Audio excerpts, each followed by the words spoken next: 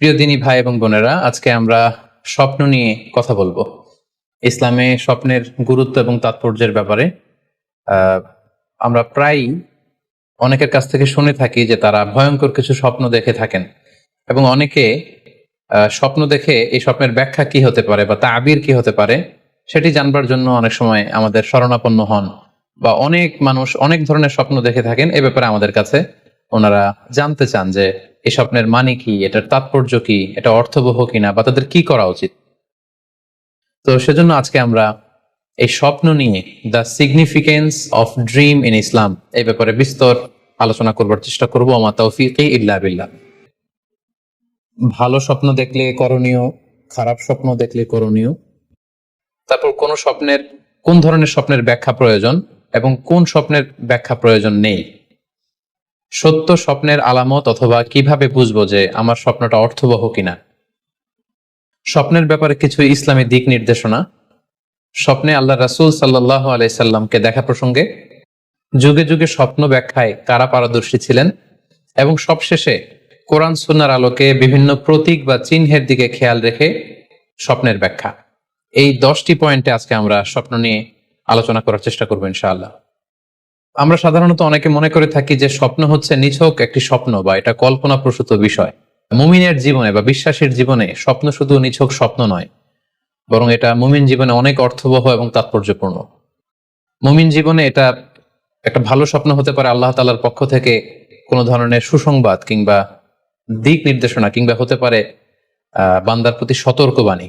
একচোখা বস্তুবাদীরা বলে থাকে আমরা যখন ঘুমাই তখন মস্তিষ্ক আমাদের স্মৃতিগুলো নিয়ে নাড়াচাড়া করে, আমাদের স্মৃতিগুলোকে পুনর্বিন্যাস করে, আর সেটাই আমাদের কাছে স্বপ্ন হিসেবে ধরা দেয়। অর্থাৎ তারা বলতে চায় যে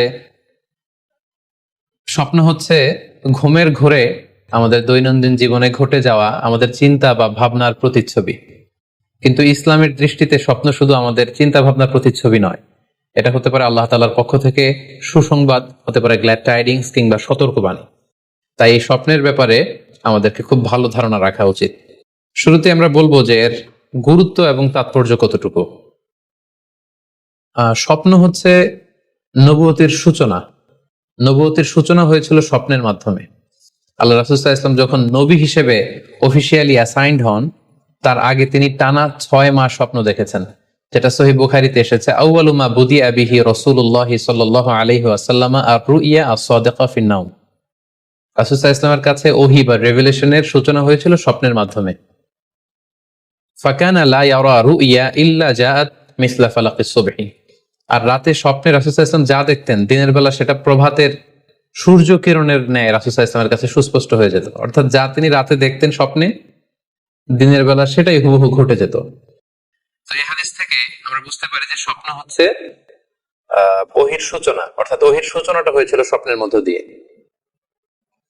পাশাপাশি আমরা জানি যে ইব্রাহিম আলাইহিস সালাম উনি স্বপ্নে দেখেছিলেন যে উনি ওনার কলিজার টুকরো সন্তান ইসমাঈল আলাইহিস সালামকে জবাই করছেন, যেটা সূরাতুস সাফফাতের 102 নম্বর আয়াতে আল্লাহ তাআলা আমাদেরকে বলছেন। ইব্রাহিম আলাইহিস সালাম বলেছিলেন, ইয়া বুনাইয়া ইন্নী আরা ফিল মানামি আন্নী আযবাহুক ফানজুর মাযা তারা।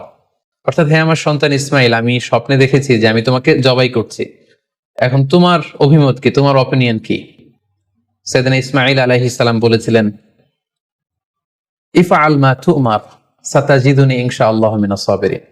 মানে বাবা, আপনি স্বপ্নে যা দেখেছেন আপনি সেটাই করেন, আপনি আমাকে ধৈর্যশীলদের অন্তর্ভুক্ত পাবেন।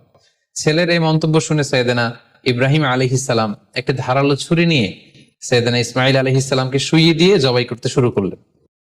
তো এই ঘটনা থেকে বোঝা যায় নবীদের স্বপ্ন এটা সাধারণ কোনো স্বপ্ন নয়, এটা ওহীর অন্তর্ভুক্ত। নবীদের স্বপ্ন যদি নিছক স্বপ্নই হতো, তাহলে একটা স্বপ্নের উপর ভিত্তি করে সাইয়েদনা ইব্রাহিম আলাইহিস সালাম ওনার সন্তানকে জবাই করার জন্য উদ্যত হতেন না। তার মানে বোঝা গেল নবীদের স্বপ্ন হচ্ছে এটা মিন ওয়াহিল্লাহ, এটা আল্লাহ তাআলার পক্ষ থেকে নবীদের প্রতি ওয়াহি। পাশাপাশি আল্লাহ রাসূল সাল্লাল্লাহু আলাইহি ওয়াসাল্লাম যখন মক্কার কাফিরদের দ্বারা অত্যাচারিত হয়ে মদিনায় হিজরত করেছিলেন, মদিনায় যাওয়ার প্রায় 6 বছর পরে 6ষ্ঠ হিজরিতে তিনি স্বপ্ন দেখলেন যে তিনি আবার মক্কায় ফিরে গিয়েছেন। সেখানে তিনি মসজিদুল হারামে প্রবেশ করেছেন এবং বাইতুল্লাহ শরীফ তিনি তাওয়াফ করছেন। তো এই স্বপ্ন দেখার পরে আল্লাহ রাসূল সাল্লাল্লাহু আলাইহি ওয়াসাল্লাম সাহাবাদেরকে নিয়ে উমরা করার জন্য মক্কায় রওনা হলেন। এটাই প্রমাণ করে যে স্বপ্ন যদি নবীদের জন্য নিছক স্বপ্ন হতো, তাহলে এই ঝুঁকি, এই রিস্ক আল্লাহ রাসূল সাল্লাল্লাহু আলাইহি ওয়াসাল্লাম নিতেন না। কিন্তু এই ঝুঁকি নিয়েও তিনি উমরা করতে গিয়েছিলেন, যদিও সে বছর তিনি উমরা করতে পারেননি, ওনাকে ফিরে আসতে হয়েছিল। তৎপরবর্তী বছর অর্থাৎ 7ম হিজরিতে তিনি এই উমরাটি সম্পাদন করেছিলেন। তো এই আয়াত এবং রাসূল সাল্লাল্লাহু আলাইহি ওয়াসাল্লামের এই ঘটনাকে কেন্দ্র করে বোঝা যায় স্বপ্ন শুধু নবীদের জন্য স্বপ্ন নয়, এটা ওহীর অন্তর্ভুক্ত। সূরাতুল ফাতহ আল্লাহ তাআলা ইরশাদ করছেন, লাকাদ সাদাকাল্লাহু রাসূলাহু রুইয়া বিল হক লা তাদখুলুন্নাল মাসজিদাল হারামা ইনশাআল্লাহ। অর্থাৎ আল্লাহ তাআলা আপনার স্বপ্নকে হে নবী অবশ্যই সত্যায়ন করবেন এবং অচিরে ইনশাআল্লাহ আপনি মসজিদুল হারামে উমরা করার জন্য প্রবেশ করবেন। তাহলে প্রথমে আমরা জানলাম যে নবীদের কাছে ওহীর সূচনা, বিশেষ করে রাসূল সাল্লাল্লাহু আলাইহি ওয়াসাল্লামের কাছে ওহীর সূচনা হয়েছিল স্বপ্নের মধ্যে দিয়ে। এরপর আমরা জানলাম নবীদের স্বপ্ন নিছক স্বপ্ন নয়, এটা ওহীর অন্তর্ভুক্ত। এই পর্যায়ে আমরা জানবো যে বিশ্বাসীদের জন্য, যারা মুমিন, তাদের জন্য স্বপ্নের গুরুত্ব কতটুকু। সেক্ষেত্রে আমরা সহিহ বুখারীর একটা হাদিস উল্লেখ করতে পারি, যেখানে আল্লাহ রাসূল সাল্লাল্লাহু আলাইহি ওয়াসাল্লাম বলেছেন, লাম ইয়াবকা মিনান নবুওয়াতি ইল্লাল মুবাশশিরাত। অর্থাৎ নবুয়ত আর পৃথিবীতে নেই, নবী হওয়ার সুযোগ আর পৃথিবীতে নেই, নবুয়ত বন্ধ হয়ে গিয়েছে। কিন্তু আল্লাহ তাআলার পক্ষ থেকে মুবাশশিরাত কিন্তু বন্ধ হয়নি, মুবাশশিরাত আসবে।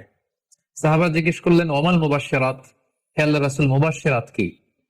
আল্লাহ রাসূল সাল্লাল্লাহু আলাইহি ওয়াসাল্লাম বললেন, আর রুইয়া আস-সালিহা। মুবাশশিরাত হচ্ছে সত্য স্বপ্ন।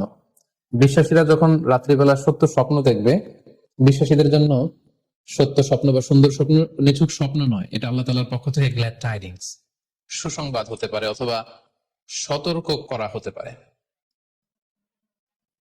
এমনকি আল্লাহ রাসূল সাল্লাল্লাহু আলাইহি ওয়াসাল্লাম বলেছেন যে ভালো স্বপ্ন হচ্ছে নবুয়তির 46 ভাগের 1 ভাগ। সহিহ বুখারীতে এসেছে, আল্লাহর হাবিব সাল্লাল্লাহু আলাইহি ওয়াসাল্লাম ইরশাদ করেন, আর রুইয়া আস-সালিহা জুজউন মিন 46 জুজআন মিনান নুবুওয়া। অর্থাৎ ভালো স্বপ্ন বা সত্য স্বপ্ন নবুয়তির 46 ভাগের 1 ভাগ। Could you imagine that? কি করে একজন বিশ্বাসী স্বপ্ন নবুয়তির 46 ভাগের 1 ভাগ হতে পারে? তার মানে মুমিনের স্বপ্ন, একজন বিশ্বাসীর স্বপ্নকে আল্লাহ তাআলা অনেক বেশি গুরুত্ব দিয়েছেন। এটা শুধু স্বপ্ন নয়, এটা হতে পারে আল্লাহ তাআলার পক্ষ থেকে একটা গাইডেন্স, হতে পারে কোনো গ্ল্যাড টাইডিংস, সুসংবাদ, হতে পারে কোনো সতর্কতা বাণী।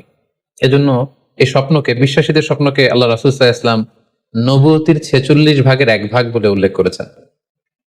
হতে পারে কোনোটা আল্লাহ দেখান দিক নির্দেশনার জন্য বা সুসংবাদ স্বরূপ, কোনোটা শয়তানের পক্ষ থেকে ভয় দেখানোর জন্য, আর কোনোটা হচ্ছে আমাদের চিন্তা ভাবনার প্রতিচ্ছবি। আর স্বপ্ন যতটা সম্ভব অন্যের কাছে না শেয়ার করতে পারলেই ভালো, বিশেষ করে যদি আপনি ভয়ঙ্কর দুঃস্বপ্ন দেখে থাকেন।